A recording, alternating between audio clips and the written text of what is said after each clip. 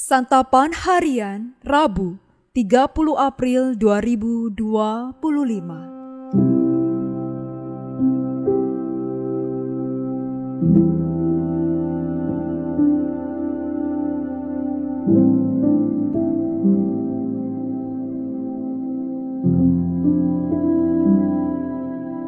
Inilah program Santapan Harian, sebuah program yang mengajak Anda menelusuri isi Alkitab, agar Anda menemukan makna firman Tuhan sesuai dengan konteksnya.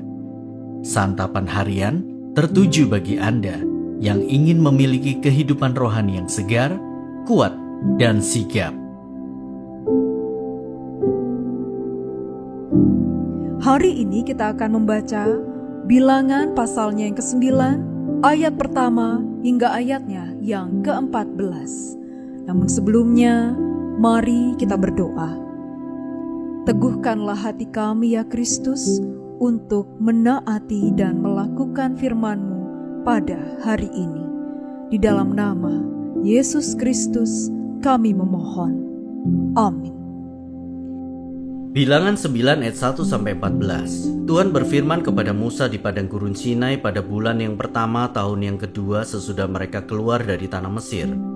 Orang Israel harus merayakan Paskah pada waktunya.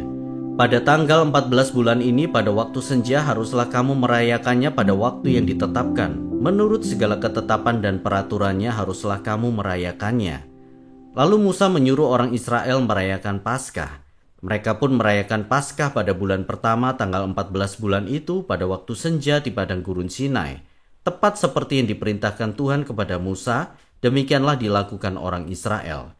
Tetapi ada beberapa orang yang najis oleh karena mayat, sehingga tidak dapat merayakan Paskah pada hari itu. Mereka datang menghadap Musa dan Harun pada hari itu juga. Mereka berkata kepadanya, "Kami memang najis karena mayat. Mengapa kami dicegah membawa persembahan bagi Tuhan di tengah-tengah orang Israel pada waktu yang ditetapkan?" Lalu jawab Musa kepada mereka, "Tunggu dulu, aku hendak mendengar apa yang akan diperintahkan Tuhan mengenai kamu." Lalu berfirmanlah Tuhan kepada Musa, "Katakanlah kepada orang Israel, apabila salah seorang di antara kamu atau keturunanmu najis karena mayat atau dalam perjalanan jauh, ia juga harus merayakan Paskah bagi Tuhan. Pada bulan kedua tanggal 14 pada waktu senja, haruslah orang itu merayakannya. Mereka harus memakannya dengan roti tidak beragi dan sayur pahit. Janganlah mereka meninggalkan sebagian darinya sampai pagi dan satu tulang pun tidak boleh mereka patahkan. Mereka harus merayakannya menurut segala ketetapan Paskah. Sebaliknya orang yang tidak najis dan tidak dalam perjalanan tetapi lalai merayakan Paskah, orang itu harus dilenyapkan dari antara orang-orang sebangsanya, sebab ia tidak membawa persembahan bagi Tuhan pada waktunya. Orang itu akan menanggung akibat dosanya. Apabila seorang pendatang yang telah menetap padamu hendak merayakan Paskah bagi Tuhan, haruslah ia merayakannya menurut segala ketetapan dan peraturan Paskah. Ketetapan yang sama harus berlaku bagi kamu, baik bagi pendatang maupun warga asli."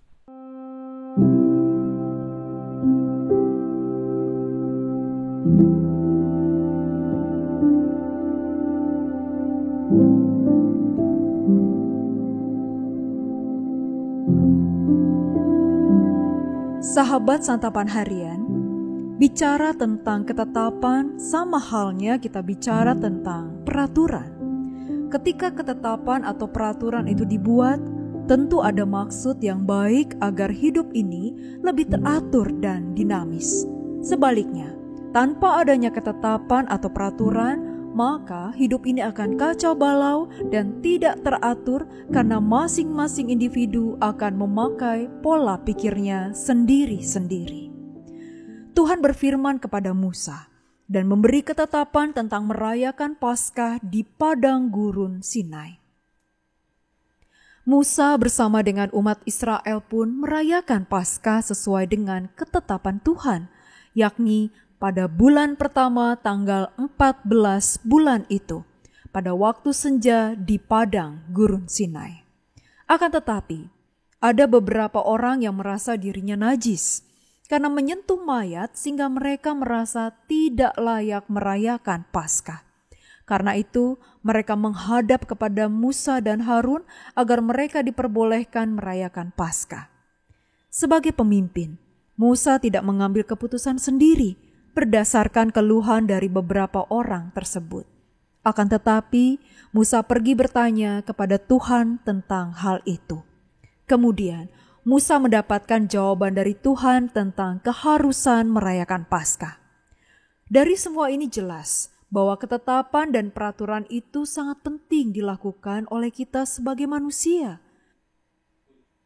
Ketetapan dan peraturan dari Allah wajib kita laksanakan sebab memiliki tujuan yang baik bagi hidup ini. Allah memberikan suatu ketetapan dan peraturan agar kita dapat melaksanakannya. Dengan melakukannya, berarti kita turut menggemakan berita atau kabar baik dari Allah.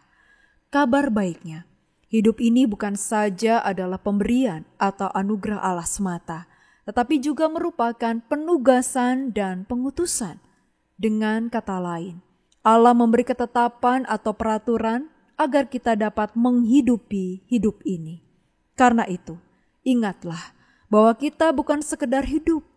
Sebagai umat milik Allah, mari kita juga hidup dengan penuh semangat dan memiliki nilai hidup yang bermutu bagi Allah, keluarga, jemaat, dan sesama kita.